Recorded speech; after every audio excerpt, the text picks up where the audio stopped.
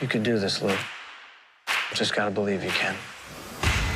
You fight harder than those other guys, and you win. Come on, Louie! Keep pushing!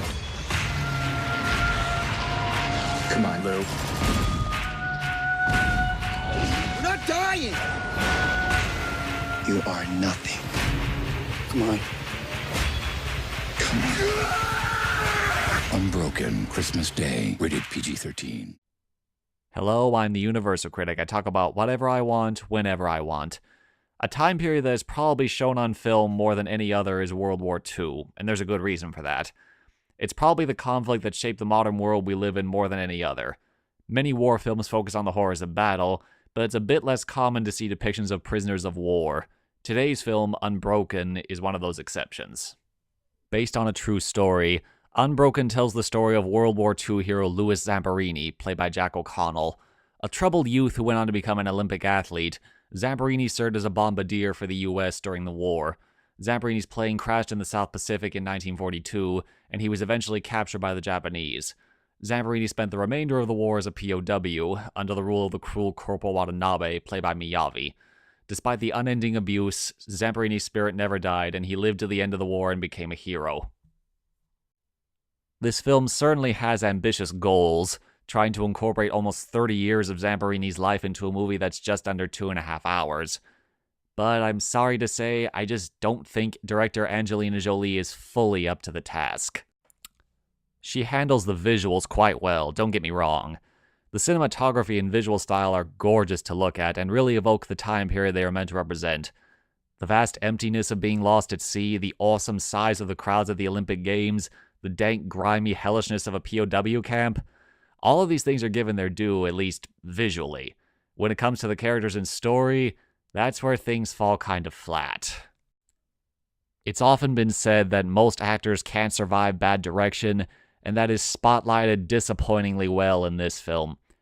Jack O'Connell as Zamperini just seems so stilted and expressionless throughout most of the film, as do most of the actors.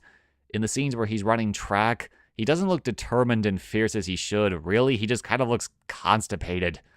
Miyavi as Watanabe speaks with these long pauses between his words. It just seems so stilted that it takes away some of the menace he's meant to have. Both actors do really shine on occasion, namely when they work off each other as adversaries, but the acting remains hit or miss, much like the film in general. The unevenness is also present in the storytelling. Zamperini's youth and time at the Olympics are presented as flashbacks, but there's never really any reason for them to be flashbacks.